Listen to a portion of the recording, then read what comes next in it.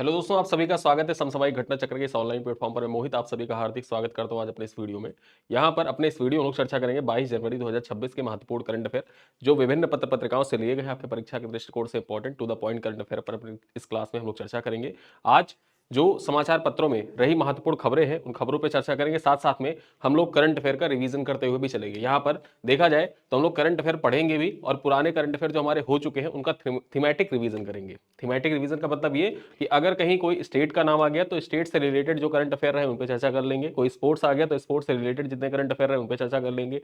कोई सम्मेलन हो गया, सम्मेलन की जिक्र आया करंट अफेयर में, तो सम्मेलन से रिलेटेड जो महत्वपूर्ण पॉइंट्स करंट अफेयर से हम पहले पढ़ चुके हैं वो सारे पॉइंट एक बार हम लोग रिवाइज कर लेंगे। तो ऐसे ही धीरे धीरे करके डेली प्रतिदिन ऐसे रिवाइज करते चलेंगे। इससे होगा क्या, इससे फायदा क्या होगा? इससे फायदा आपको शॉर्ट टर्म में नहीं दिखेगा। मैं आपको पहले बता देता हूं, शॉर्ट टर्म में फायदा आपको नहीं दिखेगा। आपको अच्छा तो लगेगा कि पुरानी चीजें रिवाइज हो रही हैं, लेकिन जैसे जैसे आप मेरे साथ आगे बढ़ते जाएंगे, आप लगातार जो कंटिन्यू क्लास देख रहे हैं उनके साथ सबसे ज्यादा फायदा ये होने वाला है कि बस आप सिर्फ 10 दिन देकर देखिए। ठीक है, 10 दिन दीजिए, 10 दिन बाद आपको लगेगा कि सारे करंट अफेयर आपको पूरे साल का रिवाइज हो चुका है। और जैसे जैसे आप आगे बढ़ते जाएंगे, मेरे लिखने से ज्यादा आपको खुद ही पता रहेगा, मतलब मैं पॉइंट लिखना स्टार्ट करूंगा आपको पता रहेगा कि सर क्या लिखने वाले हैं। ठीक है, तो यहां पर आप जुड़े रहिए लगातार, और करंट अफेयर के साथ साथ रिवीजन अप पर डे ये सीरीज लगातार कंटिन्यू रहेगी, क्योंकि कल मैंने देखा कि बहुत से लोगों का, मतलब बहुत से क्या, अधिकतर लोगों का करंट अफेयर पे जो रिस्पॉन्स था वो बहुत अच्छा था। और सबका रिस्पॉन्स यही था कि सर जो कल आपने स्टार्ट किया है उसको लगातार कंटिन्यू रखें। हालांकि उसमें से सिर्फ एक लोग का कमेंट मुझे ऐसा लगा कि पुराना फॉर्मेट जो था वो ठीक था, कि कौन इतना लंबा वीडियो देखेगा। तो ऐसा करिए, आप लंबा वीडियो है, अगर 40 मिनट का वीडियो हो रहा है, 35 मिनट का हो रहा है, तो 2x पे करके देखिए। ठीक है, लेकिन वीडियो पूरा देखिए। चलिए स्टार्ट करते हैं आज के करंट अफेयर। यहाँ पर उसके पूर्व में बता दूं, जो करंट अफेयर का मासिक पैकेज होता है इसको डिजाइन करके रखा गया है। इस वीडियो के पिन कमेंट को आप चेक करेंगे तो वहां से आपको मासिक पैकेज का लिंक मिल जाएगा, उसको ज्वाइन कर लीजिए। और ज्वाइन करने के साथ आपको क्या होगा कि वहां पर जब ज्वाइन करते हैं आप, तो आपको प्रतिदिन करंट अफेयर की क्लास पीडीएफ शेयर की जाती है। 10 एमसीक्यू का ऑनलाइन टेस्ट डेली होता है। और आपको मैं बता दूं कि जो डेली एमसीक्यू पिछले 1-2 दिन में अपडेट नहीं हुए उनको अपडेट कर दिया गया है। ठीक है, आप यहाँ पर देखा जाए उस एमसीक्यू को अपडेट कर दिया गया है और एमसीक्यू को जाके आप सॉल्व कर सकते हैं। ठीक, चलिए तो स्टार्ट करते हैं अपने करंट अफेयर पर। सबसे पहले उत्तर प्रदेश के बारे में चर्चा करेंगे। यहाँ पर देखा जाए उत्तर प्रदेश में स्थापित होगा देश का सबसे बड़ा एआई डाटा सेंटर। ठीक है, तो देश का सबसे बड़ा एआई डाटा सेंटर कहां पर स्थापित किया जाएगा? तो ये उत्तर प्रदेश में स्थापित किया जाएगा। चर्चा कर लेते हैं।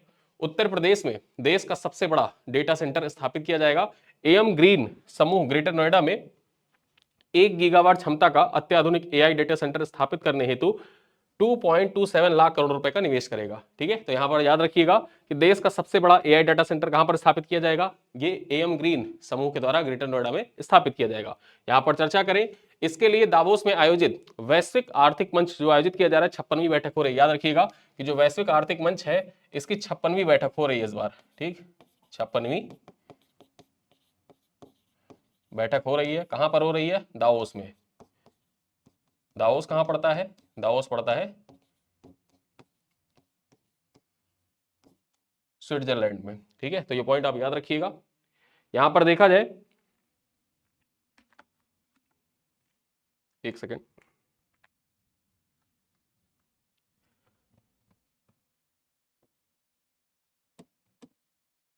परियोजना 2 चरणों में 2030 तक पूरी होगी, जिसकी यहां पर देखा जाए जो पहली क्षमता है वो 2028 तक शुरू हो जाएगी।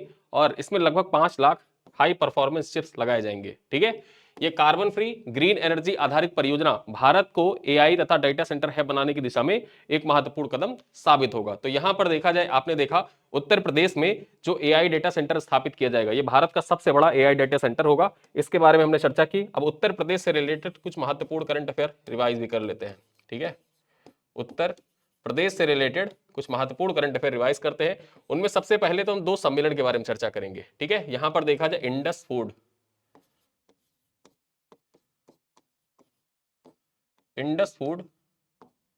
2026, इसका आयोजन कहां पर किया जा रहा है? इसका आयोजन किया जा रहा है ग्रेटर नोएडा में ही। ठीक है, ग्रेटर नोएडा में आयोजन किया जा रहा है।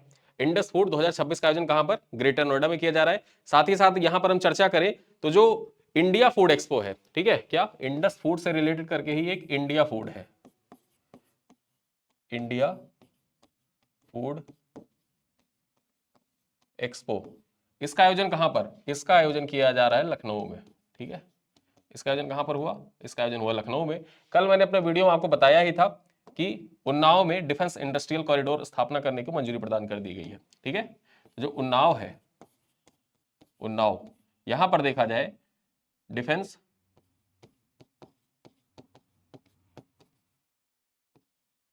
इंडस्ट्रियल कॉरिडोर, ठीक है,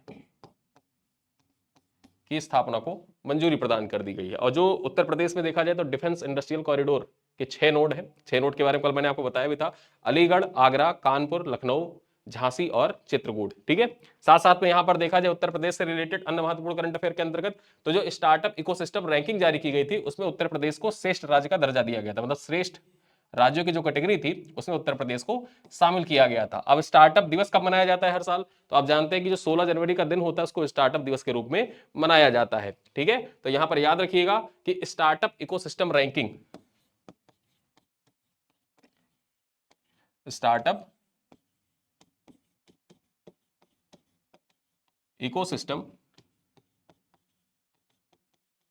रैंकिंग में यहां पर देखा जाए तो यूपी श्रेष्ठ राज्य की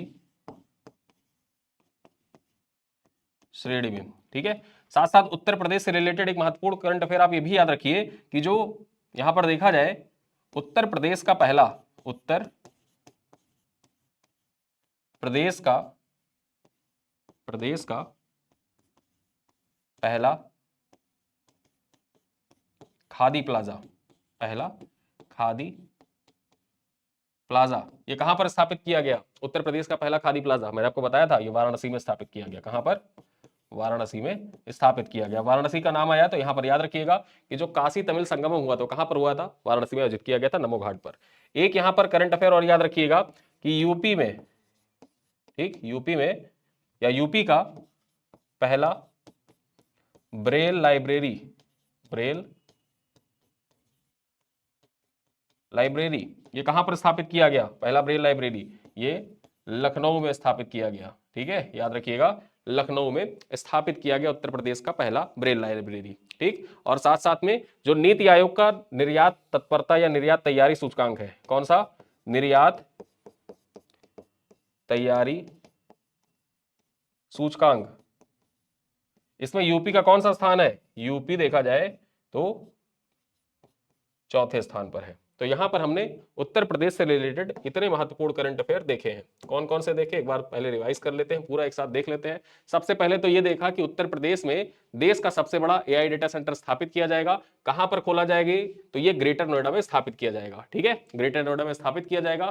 फिर हमने देखा यहां पर कि इंडस फूड 2026 का आयोजन भी ग्रेटर नोएडा में ही किया गया। साथ साथ में इंडिया फूड एक्सपो जो आयोजित किया गया, कहां पर, लखनऊ में इसका आयोजन किया गया। ठीक है, और वहीं पर देखा जाए उन्नाव डिफेंस कॉरिडोर को जो मंजूरी प्रदान कर दी है उत्तर प्रदेश सरकार के द्वारा। साथ ही साथ स्टार्टअप इकोसिस्टम रैंकिंग में उत्तर प्रदेश को देखा जाए श्रेष्ठ कैटेगरी में रखा गया है। और ये जो स्टार्टअप दिवस मनाया जाता है हर साल 16 जनवरी के दिन मनाया जाता है, उत्तर प्रदेश का पहला खादी प्लाजा वाराणसी में स्थापित किया गया है। और उत्तर प्रदेश का पहला जो ब्रेल लाइब्रेरी है ये लखनऊ में स्थापित किया गया है। ठीक है, और निर्यात तैयारी सूचकांक जो नीति आयोग के द्वारा जारी किया जाता है उसमें उत्तर प्रदेश का चौथा स्थान है। ठीक, तो ये सारे पॉइंट देखे। एक सवाल आपसे है, कमेंट करिएगा कि जो ब्रेल दिवस है ये हर साल किस तारीख को मनाया जाता है, ब्रेल दिवस, ब्रेल दिवस किस दिन मनाया जाता है, कमेंट करिएगा। चलिए आगे चर्चा करते हैं अगली खबर पर। आईएनएस सुदर्शनी लोकायान 2026 इंटर ओशनिक यात्रा पर रवाना हुआ है। ठीक है, अब ये जो आईएनएस सुदर्शनी है लोकायान 2026 ये इंटर ओशनिक यात्रा पर रवाना हुआ है। महत्वपूर्ण हो जाता है आपके परीक्षा के दृष्टिकोण से चर्चा करें तो भारतीय नौसेना का ये सेलिंग शिप है आईएनएस सुदर्शनी। ये 20 जनवरी 2026 को लोकायान 2026 इंटर ओशनिक यात्रा पर रवाना हुआ है। यात्रा कोच्चि तट से शुरू हुई और 10 महीने में 13 देशों के 18 बंदरगाहों से गुजरते हुए 22,000 नॉटिकल मील से अधिक दूरी ये तय करेगी। ठीक है, यहां पर देखा जाए इस अभियान में 200 से अधिक भारतीय नौसेना और भारतीय तटरक्षक बल के प्रशिक्षु महासागरीय नौकायन प्रशिक्षण में पार्टिसिपेट भी करेंगे और यहां पर प्रशिक्षण भी प्राप्त करेंगे। चर्चा कर ले तो आईएनएस जो सुदर्शनी है, आईएनएस सुदर्शनी यूके के नेवल आर्किटेक्ट कोलिन मूडी ने इसको डिजाइन किया है। तो ये पॉइंट याद रख सकते हैं आप कि आईएनएस सुदर्शनी जो है इसको डिजाइन किसने किया है, तो कोलिन मूडी ने इसको डिजाइन किया है। और इसका निर्माण किसके द्वारा किया गया है, गोवा शिपयार्ड लिमिटेड के द्वारा किया गया। किसके द्वारा, गोवा शिपयार्ड लिमिटेड के द्वारा इसका निर्माण किया गया है। ठीक है, तो आईएनएस सुदर्शनी को याद रख सकते हैं। अभी हाल ही में देखा जाए दिसंबर महीने में एक भारत का आईएनएसवी था। क्या था, आईएनएसवी कौंडिन्या, आईएनएसएनवी कौंडिन्या। यहां पर देखा जाए ये पोरबंदर से, ठीक है, पोरबंदर गुजरात से ओमान की यात्रा पर निकला था। ओमान की यात्रा पर निकला था। ठीक है, 18 जनवरी को ये ओमान के मस्कट पहुंच भी चुका आईएनएसवी कौंडिन्या। यहां पर खास बात यह है कि ये जो आईएनएसवी कौंडिन्या है ये 4वीं-5वीं शताब्दी, ठीक है, 4वीं-5वीं शताब्दी के जो जहाज होते थे उसी मॉडल पर बना हुआ जहाज है आईएनएसवी कौंडिन्या। ठीक है, तो ये पॉइंट आप याद रख सकते हैं। साथ ही साथ यहां पर देखा जाए जब आईएनएस की बात आई है, आईएनएस सुदर्शना की बात कर रहे हैं हम लोग, तो एक आईएनएस गुलदार था। ठीक है, आईएनएस गुलदार, उसको देखा जाए रिटायर कर दिया गया है, आईएनएस गुलदार। अब ये जो आईएनएस गुलदार है ये कहां पर रिटायर करके इसको अंडर वाटर म्यूजियम बनाया गया है। याद रखिएगा, भारत का पहला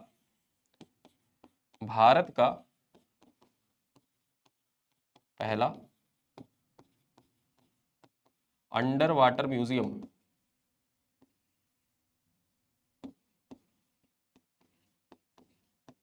आईएनएस गुलदार पर बनाया जा रहा है। ठीक है, और ये कहां पर स्थापित किया गया है, ये स्थापित किया गया है सिंधुदुर्ग जिला महाराष्ट्र में। ठीक है, तो याद रखिएगा भारत का पहला अंडर वाटर म्यूजियम कहां पे बनाया जा रहा है, सिंधुदुर्ग जिला महाराष्ट्र में बनाया जा रहा है। साथ साथ पे आप ये भी याद रख सकते हैं कि भारत की पहली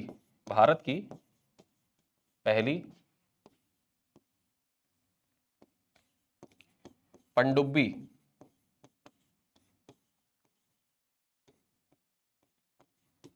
पर्यटन परियोजना,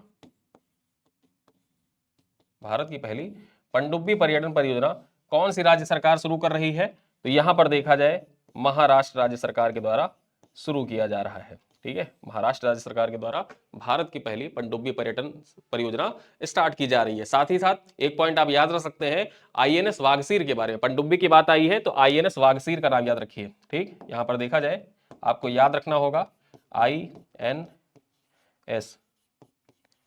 वागसीर। यहां पर देखा जाए राष्ट्रपति द्रौपदी मुर्मू, ठीक है, द्रौपदी मुर्मू, ये भारत की दूसरी राष्ट्रपति बनी है जिन्होंने डाइव सार्टी किया है। ठीक, डाइव सार्टी किया है, मतलब यहां से देखा जाए आईएनएस वागसीर के अंदर यात्रा की है। ठीक है, ये दूसरी राष्ट्रपति बन गए। इनसे पूर्व कौन थे, तो इनसे पूर्व देखा जाए तो अब्दुल कलाम जी थे। ठीक है, अब्दुल कलाम जी थे। इन्होंने कौन से पनडुब्बी से यात्रा की थी, सिंधुराज से, सिंधुराज, आईएनएस सिंधुराज से यात्रा की थी। ठीक है, तो ये पॉइंट आप याद रख सकते हैं। यहां पर आपको याद रखना होगा आईएनएस कौंडिन्या जो पोरबंदर से ओमान के मस्कट तक की यात्रा पर गया हुआ था, ये 4वीं-5वीं शताब्दी पर बना हुआ जहाज था। साथ ही साथ आईएनएस गुलदार के बारे में देखा जाए तो भारत का पहला अंडर वाटर म्यूजियम आईएनएस गुलदार पर स्थापित किया जा रहा है, जो सिंधुदुर्ग जिला महाराष्ट्र के अंतर्गत स्थापित होगा। और जब महाराष्ट्र की बात आई है तो भारत का पहला पनडुब्बी पर्यटन परियोजना किसके द्वारा शुरू की जा रही है, महाराष्ट्र राज्य सरकार के द्वारा शुरू की जा रही है। और यहाँ पर आईएनएस वागसीर के नाम याद रखिएगा। आईएनएस वागसीर देखा जाए तो ये कलवरी क्लास सबमरीन है और राष्ट्रपति द्रौपदी मुर्मू के द्वारा यहां पर देखा जाए डाइव सार्टी किया गया। और ऐसा करने वाली ये भारत की पहली महिला राष्ट्रपति और भारत की दूसरी राष्ट्रपति हैं। पहले राष्ट्रपति कौन थे, अब्दुल कलाम थे। और अब्दुल कलाम की जो आत्मकथा है विंग्स ऑफ फायर याद रखिएगा। चलिए आगे देखते हैं, अगले पॉइंट पर चर्चा करें तो भारत केनिया सुरक्षा प्रदर्शनी ब्रांड इंडिया का आयोजन किया गया है। चर्चा कर लेते हैं। केनिया की राजधानी नैरोबी में भारत केनिया रक्षा प्रदर्शनी ब्रांड इंडिया का आयोजन किया गया है, जिसमें 20 भारतीय रक्षा कंपनियों ने पार्टिसिपेट किया। यहां पर देखा जाए डिफेंस सेक्रेटरी संजीव कुमार ने प्रदर्शनी में भारत का प्रतिनिधित्व किया। इस कार्यक्रम में ब्रह्मोस मिसाइल तेजस फाइटर जेट, आकाश मिसाइल सिस्टम और Pinaka multi barrel rocket launcher जैसे प्रमुख रक्षा प्लेटफॉर्म प्रदर्शित किए गए। प्रदर्शनी का उद्देश्य भारतीय रक्षा उत्पादों को वैश्विक मंच पर बढ़ावा देना और भारत केनिया रक्षा सहयोग को मजबूत करना था। ठीक है, तो ये पॉइंट आप याद रखिएगा कि भारत केनिया रक्षा प्रदर्शनी ब्रांड इंडिया का आयोजन कहां पर किया गया था? नैरोबी में किया गया था। नैरोबी केनिया की राजधानी है और यहीं पर देखा जाए यूएनईपी का मुख्यालय भी है। ठीक, तो यहां पर यूएनईपी का मुख्यालय भी है। अब यहां पर जब यूएनईपी का मुख्यालय है और हम लोग चर्चा कर रहे हैं ब्रांड इंडिया जो प्रदर्शनी है, भारत केनिया रक्षा प्रदर्शनी के बारे में चर्चा कर रहे हैं, तो आइए कुछ आयोजन अन्य हैं, उन आयोजनों को भी देख लेते हैं। आयोजन जो जनवरी महीने में आयोजित हुए, कुछ आपके परीक्षा के दृष्टिकोण से इंपॉर्टेंट, उन पे एक एक कर चर्चा करते हैं। ठीक है, पहला आयोजन कौन सा है? 86वां अखिल भारतीय पीठासीन अधिकारी सम्मेलन। ये कहां पर आयोजित किया गया? इसका आयोजन लखनऊ विधानसभा में हुआ। ठीक है, ये पॉइंट आपको याद रखना है। साथ ही साथ यहां पर देखा जाए जो इंडिया फूड एक्सपो है, मैंने आपको अभी बताया था कि इंडिया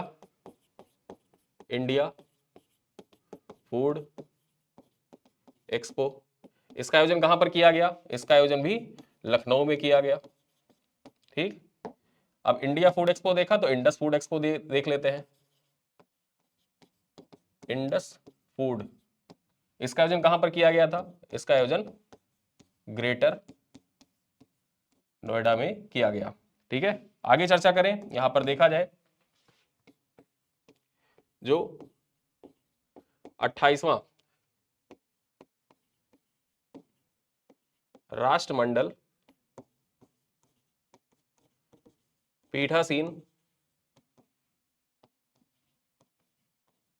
अधिकारी सम्मेलन था, इसका आयोजन कहां पर किया गया? इसका आयोजन दिल्ली में किया गया, नई दिल्ली में इसका आयोजन किया गया। ठीक है, आगे हम चर्चा कर ले। यहां पर देखा जाए भारत क्लाइमेट फोरम का आयोजन कहां पर किया गया? भारत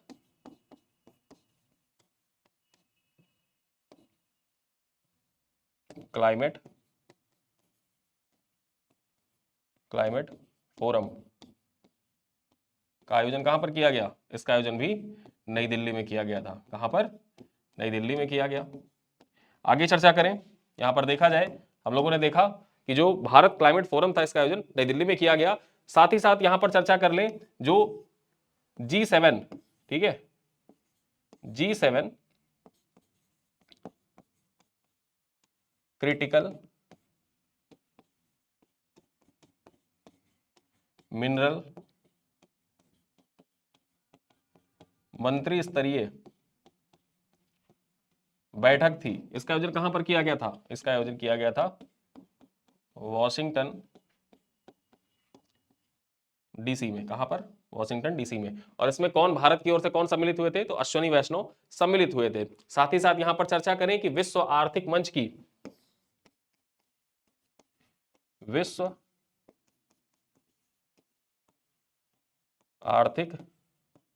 की जो 56वीं बैठक है, 56वीं बैठक, इसका आयोजन कहां पर हो रहा है? इसका आयोजन हो रहा है दावोस में। ठीक, दावोस कहां पर है? स्विट्जरलैंड में है। और यहां पर आगे हम चर्चा करें कि भारत विद्युत शिखर सम्मेलन का आयोजन कहां पर किया जा रहा है? भारत विद्युत शिखर सम्मेलन का आयोजन यशोभूमि, ठीक है, यशोभूमि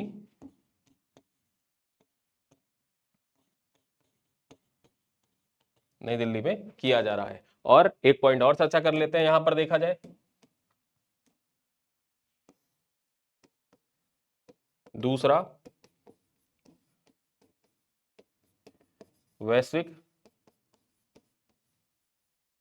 बौद्ध सम्मेलन कहां पर आयोजित किया जा रहा है? ये भारत मंडपम, ठीक, भारत मंडपम नई दिल्ली में आयोजित किया जा रहा है। राइटिंग पे ध्यान मत दीजिएगा, आप लोग बस फैक्ट्स पर ध्यान दीजिए कि जो चीज लिखी गई है, जो चीज आपको बताई गई है, ये आपके लिए इंपॉर्टेंट है। जल्दी लिखने के चक्कर में, क्योंकि वीडियो इससे लंबा भी खिंचता है, जल्दी लिखने के चक्कर में थोड़ा बहुत राइटिंग इधर उधर हो सकता है, तो उसको आप एडजस्ट करिएगा, ठीक है। और एक पॉइंट चलते अंत में देख लिया जाए, एक पॉइंट और, कि जो भारत ऊर्जा सप्ताह है, भारत ऊर्जा सप्ताह, इसका आयोजन कहां पर किया जाएगा? तो याद रखिएगा कि 27 जनवरी को, कब? 27 जनवरी को इसका आयोजन गोवा में होगा। कहां पर? गोवा में होगा, ठीक है। तो ये पॉइंट आप याद रखिएगा, इतना आप चाहें तो स्क्रीनशॉट ले लें, आपके परीक्षा के दृष्टिकोण से इंपॉर्टेंट है ये पॉइंट्स। सारे आयोजन सम्मेलन जो है आपके परीक्षा के लिए इंपॉर्टेंट, रिवाइज भी होते चल रहे हैं। अब चलिए चलते हैं अगले करंट अफेयर पर। यहां पर देखा जाए, जो स्टार साइना नेहवाल थी, ठीक है, बैडमिंटन स्टार साइना नेहवाल, 35 वर्ष की आयु में इन्होंने बैडमिंटन से संन्यास लेने की घोषणा कर दी। यहां पर चर्चा कर ले। भारतीय बैडमिंटन स्टार साइना नेहवाल ने 20 जनवरी 2026 को 35 वर्ष की आयु में बैडमिंटन से संन्यास लेने की घोषणा की है। घुटने की चोट के कारण वह पिछले 3 वर्षों से प्रतिस्पर्धा खेल से दूर रही है, ठीक है, प्रतिस्पर्धी खेल से दूर रही, बैडमिंटन से दूर रही है, और आखिरी बार जून 2023 में सिंगापुर ओपन में पार्टिसिपेट किया था। साइना ने 2010 कॉमनवेल्थ गेम्स में स्वर्ण पदक जीते थे और लंदन ओलंपिक 2012 में कांस्य पदक भी हासिल किया था। याद रखिएगा कि जो 2010 का कॉमनवेल्थ गेम था, कॉमनवेल्थ गेम में साइना नेहवाल ने स्वर्ण पदक जीता था, और लंदन ओलंपिक जो 2012 में हुआ था, यहां पर कांस्य पदक हासिल किया था। 2009 में अर्जुन पुरस्कार से सम्मानित किया गया। 2010 में देखा जाए तो राजीव गांधी खेल रत्न पुरस्कार, जो अब मेजर ध्यानचंद खेल रत्न अवार्ड के नाम से जाना जाता है, उससे सम्मानित किया गया था। 2010 में इन्हें पद्मश्री से सम्मानित किया गया, और 2016 में देखा जाए इनको पद्म भूषण भी प्रदान किया गया है, ठीक है। तो याद रखिएगा, पद्म भूषण इनको प्रदान किया जा चुका है 2016 में। अब यहां पर बैडमिंटन की बात आई है, तो एक करंट अफेयर से रिलेटेड पॉइंट याद रखिएगा। खेल के संदर्भ में देखा जाए तो बैडमिंटन से जो वर्ल्ड बैडमिंटन फेडरेशन है, ठीक है, इसकी जो एथलीट कमेटी है, एथलीट कमेटी की अध्यक्ष अभी देखा जाए कौन बन गई है? पीवी सिंधु बन गई है, ठीक है,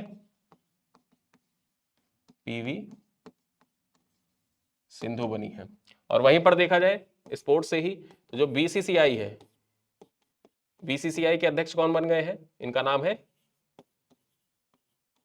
मिथुन मिन्हास, ठीक है। आगे देखा जाए, भारत के 92वें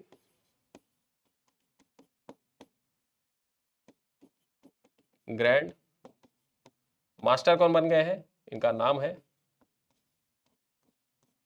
आर्यन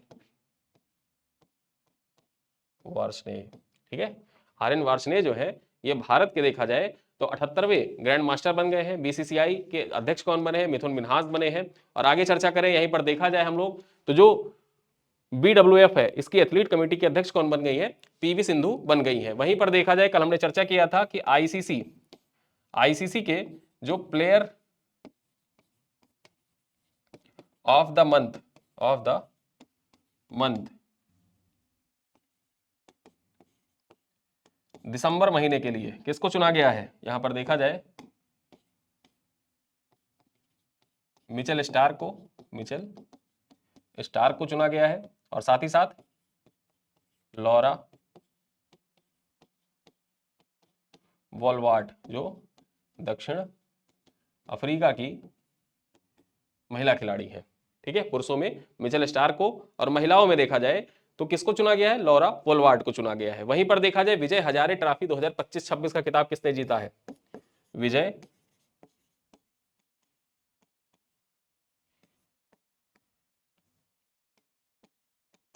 हजारे ट्रॉफी 2025-26 का जो खिताब है, यहां पर देखा जाए तो विजेता कौन रहा 2025-26 का? तो याद रखिएगा कि जो विजय हजारे ट्रॉफी हुई थी, पहली बार यहां पर देखा जाए विदर्भ ने जीता है। किसने जीता है? पहली बार जीता है, पहली बार विदर्भ ने जीता है। ये पॉइंट आप याद रखिएगा, बहुत महत्वपूर्ण हो जाता है, क्योंकि पहली बार विदर्भ ने जीता है। और विदर्भ ने किसको पराजित किया? तो उपविजेता कौन रहा? यहां पर देखा जाए उपविजेता, ठीक, उपविजेता कौन रहा? सौराष्ट्र रहा, सौराष्ट्र यहां पर उपविजेता रहा। और इसका यहां पर देखा जाए जो फाइनल हुआ था, ये कहां पर हुआ था? ये फाइनल मुकाबला जो हुआ था, ये बंगलुरु कर्नाटक में हुआ था, ठीक है, बंगलुरु कर्नाटक में इसका फाइनल खेला गया था। तो इतने पॉइंट आपको याद रखने हैं। साथ ही साथ यहाँ पर एक पॉइंट आप ये भी याद रख सकते हैं कि जो महेंद्र सिंह धोनी है, MS धोनी, इनको देखा जाए जो बजाज पुणे ग्रैंड टूर प्रतियोगिता हो रही है, कौन सी प्रतियोगिता, यहां पर मैं अगले स्लाइड पर चलता हूं, बजाज पुणे ग्रैंड टूर प्रतियोगिता, बेसिकली ये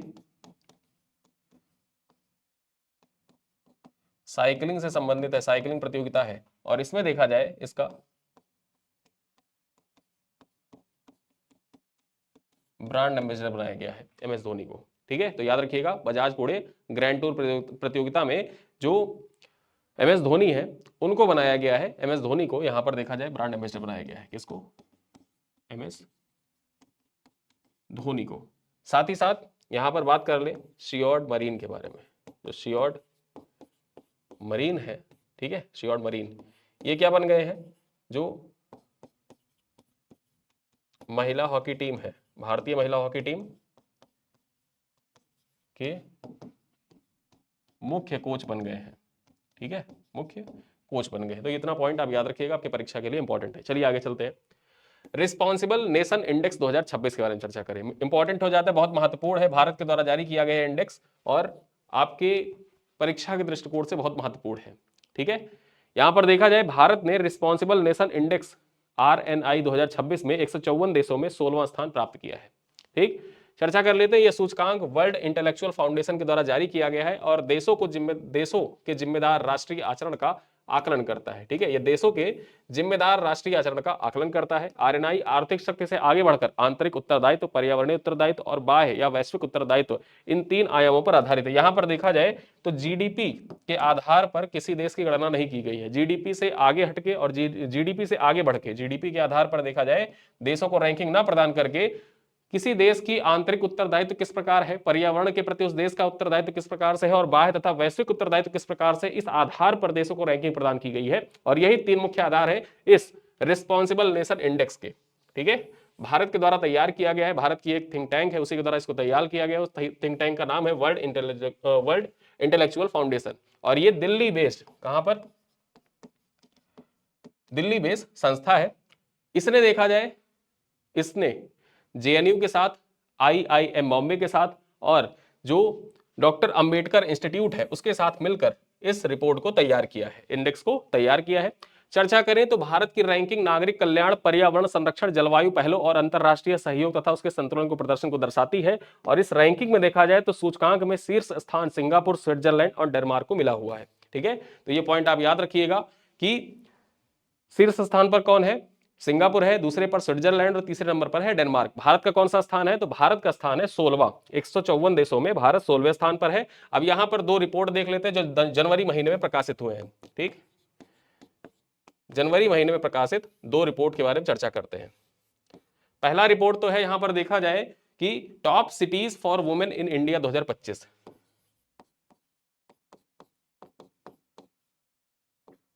top cities for women in India 2025। यहां पर देखा जाए top cities for women in India 2025, इस रिपोर्ट को तैयार करने का मुख्य आधार क्या था। इस रिपोर्ट को तैयार करने के मुख्य आधार 3 पॉइंट थे, समावेशिता, सुरक्षा और रोजगार। क्या क्या, समावेशिता प्लस सुरक्षा और प्लस रोजगार। और इस आधार पर देखा जाए तो यहां पर जो भारत के प्रमुख शहर हैं उनको रैंकिंग प्रदान की गई, ठीक है। इस आधार पर देखा जाए भारत के जो प्रमुख शहर हैं उनको रैंकिंग प्रदान की गई और बेंगलुरु जो रहा वो टॉप पर रहा, तमिलनाडु दूसरे स्थान पर और महाराष्ट्र का तीसरा स्थान रहा। पहला स्थान किसका रहा, पहला स्थान रहा यहां पर देखा जाए बेंगलुरु का। दूसरा स्थान किसका रहा, दूसरा स्थान रहा तमिलनाडु का। और तीसरा स्थान किसका रहा,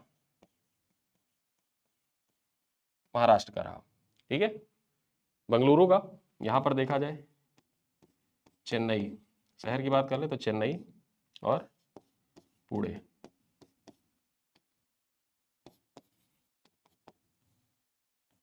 ठीक, बेंगलुरु तो कर्नाटक का शहर है, याद रखिएगा। तो बेंगलुरु पहले स्थान पर, चेन्नई का दूसरा स्थान और पुणे का तीसरा स्थान रहा। याद रखिएगा, top cities for women in India 2025 report थी। एक अन्य रिपोर्ट के बारे में चर्चा करें तो नीति आयोग के द्वारा जारी किया गया, ठीक है, नीति आयोग के द्वारा जारी किया गया निर्यात तैयारी सूचकांक। कौन सी सूचकांक? निर्यात तैयारी सूचकांक। अब यहां पर देखा जाए जो निर्यात तैयारी सूचकांक है, ठीक है, कोई भी सूचकांक याद रखिए किन किन आधारों पर आपको तैयार करना होता है। सबसे पहले तो जारीकर्ता, जारीकर्ता कौन रहा? नीति आयोग, ठीक है, नीति आयोग यहां पर जारी करता रहा। अगर हम देखें तो ये जो सूचकांक है 2024 का है, 2024 का है, और अभी 2026 में इसको जारी किया गया। निर्यात तैयारी सूचकांक 2024 के नाम से इसको जारी किया गया है। बड़े राज्यों में अगर हम चर्चा करें, जो बड़े राज्य थे, बड़े राज्य में कौन शीर्ष पर रहा? तो महाराष्ट्र जो था वो शीर्ष पर रहा। हम बात करें छोटे राज्यों में, छोटे राज्य में तो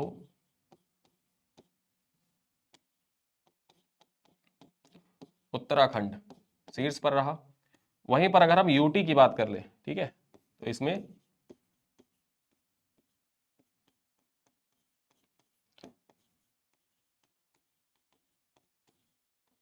दादर नगर हवेली दमन दीव ये शीर्ष पर रहा, ठीक है। अब हम उत्तर प्रदेश के संदर्भ में देख लेते हैं, उत्तर प्रदेश का कौन सा स्थान था इस सूचकांक में?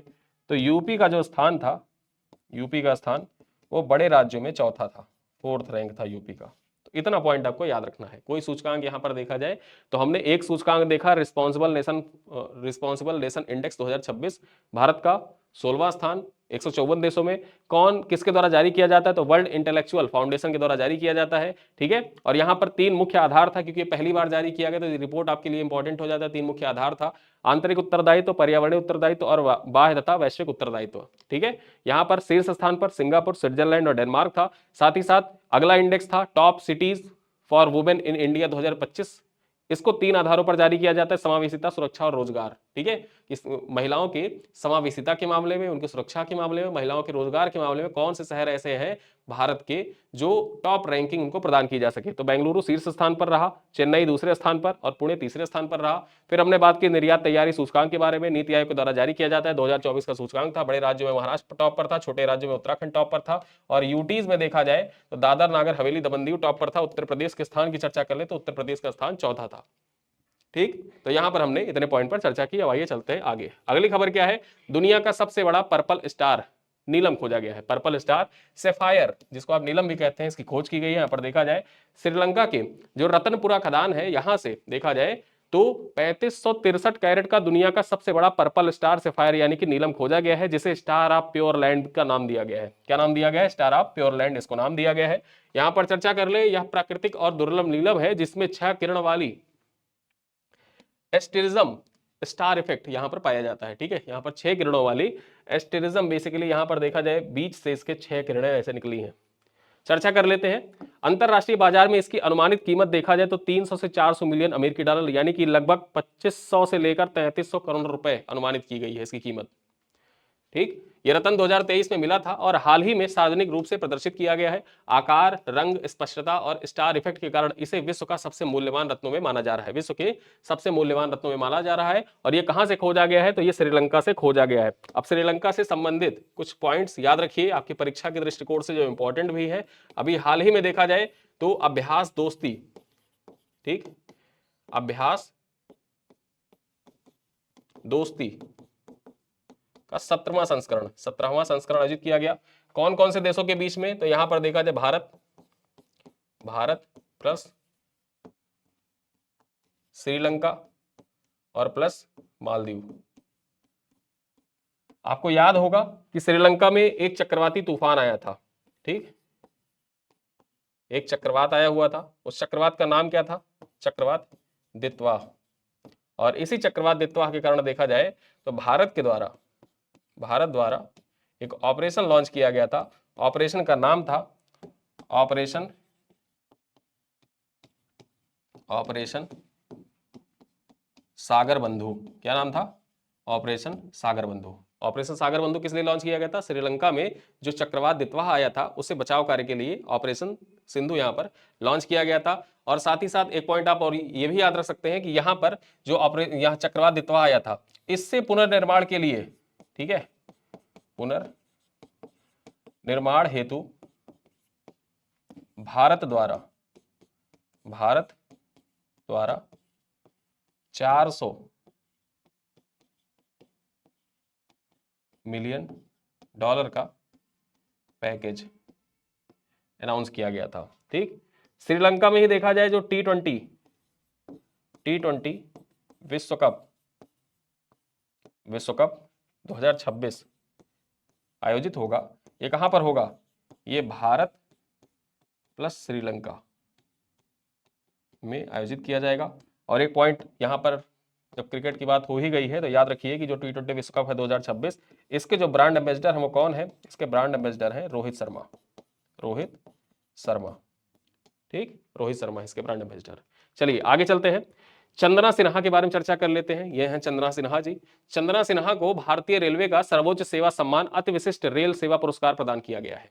ठीक है, यहां पर देखें तो रेल मंत्रालय ने रेलवे सुरक्षा बल यानी कि आरपीएफ की इंस्पेक्टर हैं चंदना सिंह, इनको भारतीय रेलवे का सर्वोच्च सेवा सम्मान अति विशिष्ट रेल सेवा सम्मान से सम्मानित किया गया है। ठीक है, इनको अति विशिष्ट रेल सेवा सम्मान से सम्मानित किया गया है। चर्चा कर लेते हैं तो यह पुरस्कार उन्हें रेलवे स्टेशनों और ट्रेनों में बच्चों या बाल तस्करी रोकने तथा सैकड़ों असुरक्षित बच्चों के बचाव में असाधारण योगदान के लिए प्रदान किया गया। चंदना सिन्हा ग्राउंड लेवल कार्यशैली के लिए जानी जाती हैं और उन्होंने एनजीओ, बाल कल्याण समिति और राज्य एजेंसियों के साथ समन्वय कर पहचान, बचाव और पुनर्वास पर जोर दिया है। और इसी वजह से देखा जाए तो रेलवे के द्वारा इनको जो अति विशिष्ट रेल सेवा पुरस्कार है उसे सम्मानित किया गया है। याद रखिएगा, चंदना सिन्हा को प्रदान किया गया है। ये पॉइंट आप याद रख सकते हैं कि हाल ही में देखा जाए रेलवे के द्वारा अति विशिष्ट रेल सेवा पुरस्कार किसको प्रदान किया गया? तो चंदना सिन्हा को प्रदान किया गया है। ठीक है, उनके प्रयासों ने यात्राओं के दौरान बच्चों की सुरक्षा सुनिश्चित करने में भारतीय रेलवे की महत्वपूर्ण भूमिका को रेखांकित भी किया है। अब रेलवे की बात आई है तो रेलवे से रिलेटेड कुछ करंट अफेयर भी देख लेते हैं जो आपकी परीक्षा के दृष्टिकोण से इंपॉर्टेंट है। हाल ही में देखा जाए तो 70,000 किलोमीटर जो ब्रॉड गेज लाइन थी, ब्रॉड गेज लाइन का 100% विद्युतीकरण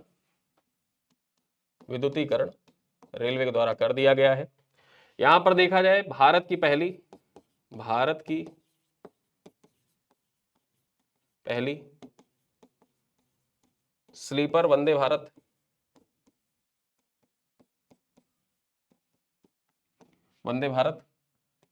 देखा जाए तो कामाख्या से हावड़ा के बीच संचालित की गई, कामाख्या से हावड़ा के बीच में संचालित की गई। और चीन के द्वारा देखा जाए, एक रेलवे से संबंधित जब करंट अफेयर आ ही गया तो विश्व स्तर पर भी देख लेते हैं। चीन के द्वारा, किसके द्वारा? चीन के द्वारा चर्चा करें तो चीन के द्वारा विश्व का पहला वायरलेस मालगाड़ी परीक्षण किया गया। ठीक है, विश्व का पहला वायरलेस मालगाड़ी परीक्षण किया गया। अब मालगाड़ी की चर्चा हो गई, यहां पर मालगाड़ी शब्द आ गया। अब मालगाड़ी से भारतीय रेलवे के द्वारा क्या किया गया मालगाड़ियों के लिए? यहां पर देखा जाए भारतीय रेलवे के द्वारा जो मालगाड़ी होती है ना, उसकी सेफ्टी के लिए, मालगाड़ी सुरक्षा हेतु एआई आधारित दृष्टि पहल, ठीक, लॉन्च की गई है। यहां पर देखा जाए जो एआई आधारित दृष्टि प्रणाली या दृष्टि पहल है, दृष्टि प्रणाली ही आप इसको समझिए, दृष्टि प्रणाली, ये लॉन्च की गई है। किसके द्वारा? भारतीय रेलवे के द्वारा लॉन्च की गई है, जो मालगाड़ी है उनकी सुरक्षा के लिए। और केरल राज्य सरकार के द्वारा महिला सुरक्षा हेतु देखा जाए ऑपरेशन रक्षिता स्टार्ट किया गया था, जो केरल रेलवे द्वारा महिला सुरक्षा हेतु, महिला सुरक्षा हेतु ऑपरेशन रक्षिता लॉन्च किया गया था। वहीं पर देखा जाए तो भारत का पहला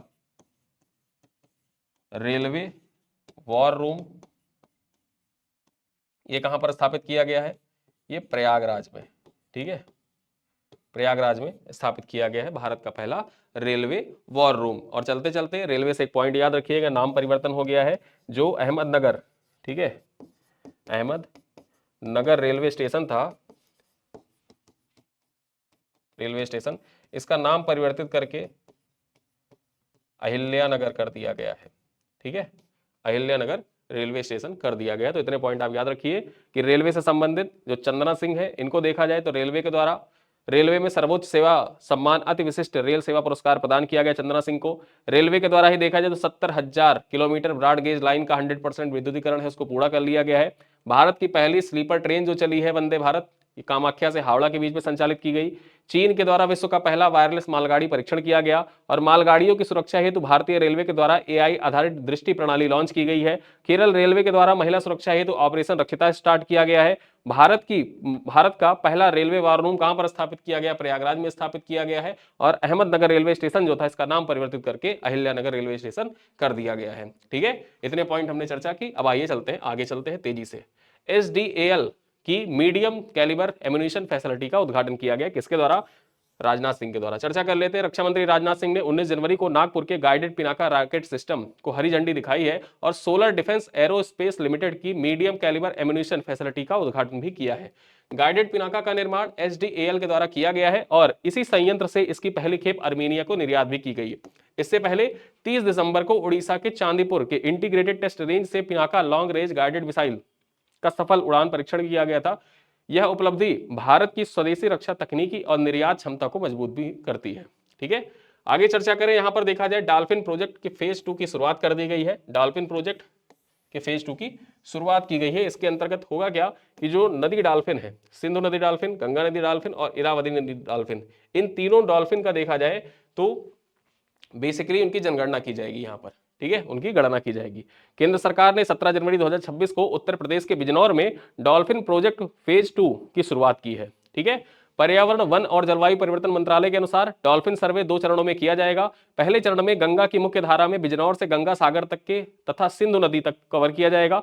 यहां पर देखें, दूसरे चरण में ब्रह्मपुत्र नदी, गंगा की सहायक नदी और सुंदरवन क्षेत्र के साथ साथ जो उड़ीसा का तटीय क्षेत्र है उसको भी कवर किया जाएगा। ठीक है, इस सर्वे का उद्देश्य सिंधु नदी डॉल्फिन और इरावदी नदी डॉल्फिन की संख्या, उनके समान मौजूद खतरों और संरक्षण की वर्तमान स्थिति का आकलन करना है। इसका मुख्य उद्देश्य यही है कि जो गंगा नदी में और सिंधु नदी, इरावदी नदी डॉल्फिन है, उनकी संख्या कितनी है उसको जाना जाए, साथ ही साथ में उनके सामने जो मौजूद खतरे हैं उनका भी परीक्षण किया जाए। चलिए आगे चलते हैं। हेमंत सोरेन विश्व आर्थिक मंच की वार्षिक बैठक में प्रतिष्ठित व्हाइट बैज से सम्मानित इनको किया गया है। ठीक है, प्रतिष्ठित व्हाइट बैज से इनको सम्मानित किया गया। आपकी परीक्षा के दृष्टिकोण से बहुत ही महत्वपूर्ण हो जाता है। यहां पर देखा जाए, झारखंड के मुख्यमंत्री हैं हेमंत सोरेन, इनको दावोस में आयोजित विश्व आर्थिक मंच की वार्षिक बैठक के दौरान प्रतिष्ठित व्हाइट बैज है, इसे सम्मानित किया गया है। वे विश्व आर्थिक मंच में भाग लेने वाले भारत के पहले आदिवासी निर्वाचित नेता है। याद रखिए, भारत के पहले आदिवासी निर्वाचित नेता है हेमंत सोरेन, जिन्होंने विश्व आर्थिक मंच की 56वीं बैठक में पार्टिसिपेट किया है।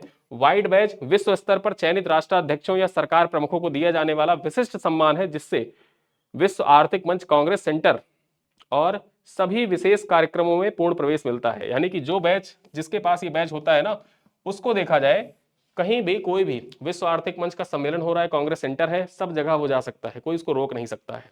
ठीक है, यह सम्मान झारखंड के मुख्यमंत्री के नेतृत्व में हो रहे परिवर्तनकारी कार्यों और वैश्विक सहभागिता के प्रति राज्य की प्रतिबद्धता को भी दर्शाता है। अब झारखंड की बारी आई है, तो झारखंड से रिलेटेड कुछ पॉइंट्स है, उनको देख लेते हैं, फिर इस वीडियो को करेंगे समाप्त। ठीक, झारखंड से रिलेटेड कुछ पॉइंट को देख लेते हैं। यहां पर देखा जाए 2025 में झारखंड राज्य सरकार, ठीक है, झारखंड राज्य द्वारा एक निर्णय लिया गया कि जो गुटखा पान मसाला था, गुटखा पान मसाला पर पूर्ण प्रतिबंध लगा दिया गया। पूर्ण प्रतिबंध लगाया गया और ये प्रतिबंध 1 साल तक के लिए था। 1 साल तक पूर्ण प्रतिबंध लगा दिया गया। वहीं पर चर्चा करें, जो झारखंड राज्य सरकार है, खनन पर्यटन, ठीक है, खनन पर्यटन शुरू करने वाला भारत का पहला राज्य बन गया। याद रखिएगा, खनन पर्यटन शुरू करने वाला भारत का पहला राज्य कौन सा है? तो खनन पर्यटन शुरू करने वाला भारत का पहला राज्य झारखंड है। वहीं पर देखा जाए तो महाराष्ट्र में आयोजित सैयद मुश्ताक अली ट्रॉफी में झारखंड ने हरियाणा को पराजित किया था। ठीक है, तो जो सैयद मुश्ताक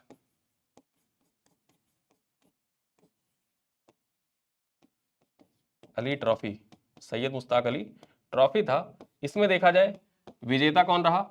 विजेता ये तो झारखंड रहा, ठीक। और यहां पर पराजित किसको किया था? तो हरियाणा को पराजित किया था। और ये आयोजन कहां पर हुआ था? आयोजन हुआ था महाराष्ट्र में, महाराष्ट्र में, ठीक है। तो यहां पर हमने देखा कि जो सैयद मुश्ताक अली ट्रॉफी थी, इसमें विजेता कौन रहा? झारखंड विजेता रहा, हरियाणा उप विजेता रहा और वहीं पर महाराष्ट्र में इसका आयोजन किया गया था। आगे चर्चा कर ले तो 44वां भारतीय अंतरराष्ट्रीय व्यापार मेला, ठीक है, जो 44वां भारत अंतरराष्ट्रीय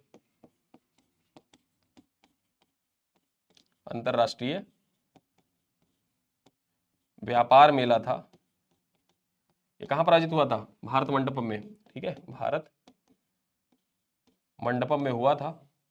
इसमें देखा जाए जो झारखंड था, झारखंड ये फोकस राज्य था, याद रखना, फोकस राज्य था। आपसे पूछ सकता है, परीक्षा में पूछा भी है कि भारत अंतरराष्ट्रीय व्यापार मेला जो भारत मंडपम में हुआ था, इसमें फोकस स्टेट कौन सा था? तो इसमें फोकस स्टेट था, देखा जाए तो झारखंड। फिर आगे चर्चा करें कि देश का पहला हाइड्रोजन आंतरिक दहन इंजन निर्माण संयंत्र, देश का पहला, पेन चेंज कर लेता हूं, देश का पहला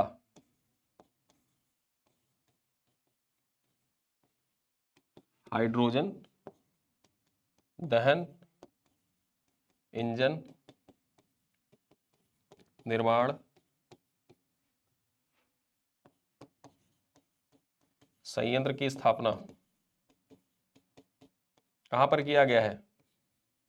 देखा जाए जमशेदपुर, कहां पर?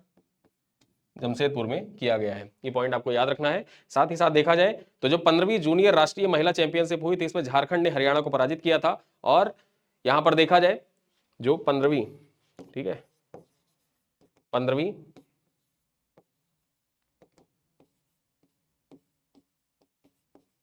राष्ट्रीय जूनियर हॉकी महिला प्रतियोगिता में झारखंड ने हरियाणा को पराजित किया था। तो इतने पॉइंट आप याद रख सकते हैं झारखंड से, ठीक है। तो यहां पर देखा जाए हमने झारखंड से रिलेटेड महत्वपूर्ण पॉइंट देखा कि झारखंड के मुख्यमंत्री हैं हेमंत सोरेन। इनको देखा जाए विश्व आर्थिक मंच की वार्षिक बैठक में प्रतिष्ठित वाइट बैच से इनको सम्मानित किया गया है। और वहीं पर जो झारखंड राज्य था, उसने 2025 में झारखंड को देखा जाए यहां से गुटखा पान मसाला पूर्ण रूप से प्रतिबंध लगा दिया था। खनन पर्यटन शुरू करने वाला झारखंड भारत का पहला राज्य था। सैयद मुश्ताक अली ट्रॉफी जो हुई थी, उसमें विजेता झारखंड राज्य था, उसने हरियाणा को पराजित किया था। और सैयद मुश्ताक अली ट्रॉफी का फाइनल मुकाबला कहां पर खेला गया था? ये महाराष्ट्र में खेला गया था। 44वां भारत अंतरराष्ट्रीय व्यापार मेला का आयोजन कहां पर किया गया था? भारत मंडपम में किया गया था, जिसमें झारखंड जो था ये फोकस स्टेट था। साथ ही साथ देश का पहला जो हाइड्रोजन दहन इंजन निर्माण संयंत्र है, इसकी स्थापना कहां पर? जमशेदपुर में की गई है। और 15वीं राष्ट्रीय जूनियर हॉकी महिला प्रतियोगिता जो थी, ठीक है, इसमें झारखंड ने हरियाणा को पराजित किया था। क्या आप बता सकते हैं कि जो झारखंड राज्य है, झारखंड राज्य, झारखंड राज्य, इसका राज्य पशु क्या है? राज्य पशु क्या है? क्या आपको पता है?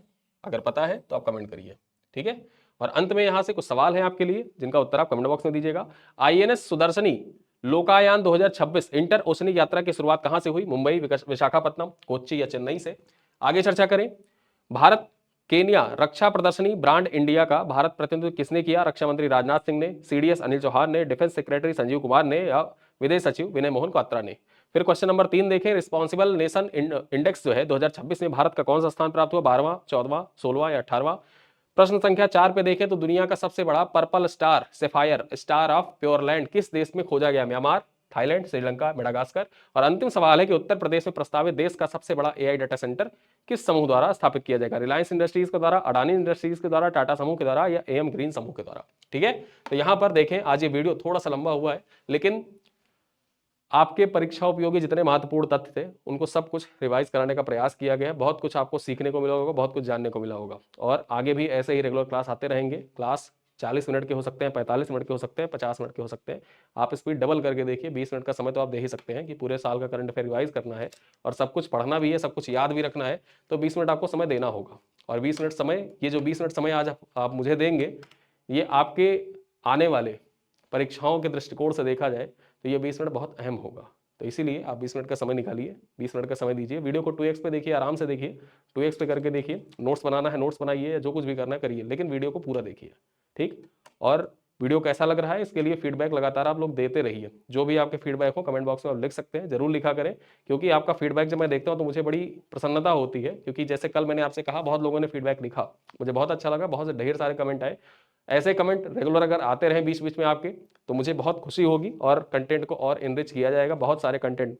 और आगे चल के धीरे धीरे आप देखेंगे कि आपकी करंट अफेयर की तैयारी जो नेक्स्ट लेवल की होती चली जाएगी। फिर आपको करंट अफेयर के लिए कहीं भी इधर उधर भटकना भी नहीं पड़ेगा, और ना ही आपको किसी भी मैगजीन से, देखा जाए किसी मैगजीन पे भी आपको, जब आप करंट अफेयर में एक तरीके से रम जाएंगे तो मैगजीन पढ़ने में आपको बहुत आसानी होगी, ठीक। और लास्ट में अगर आप, जैसे होता है ना कि परीक्षा के अंत में मैगजीन देखेंगे, तो अंत में मैगजीन देखने का भरोसा भी आपका जैसे ये रहेगा कि मैगजीन नहीं भी देखेंगे तो आपका काम चल जाएगा। वीडियो का आप रेगुलर देखते रहें तो मैगजीन देखने की आवश्यकता आपको नहीं पड़ेगी, ठीक है। तो इन्हीं सब बातों के साथ इस क्लास को करते हैं समाप्त। मिलते हैं क्लास में, तब तक के लिए धन्यवाद।